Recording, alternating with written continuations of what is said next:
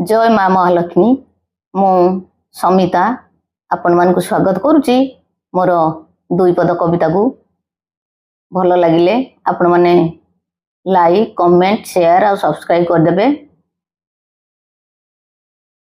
से अनन्य नायिका आपणकर मोर समस्त मनर से अनन्य नायिका विषय आज शुणा कविता।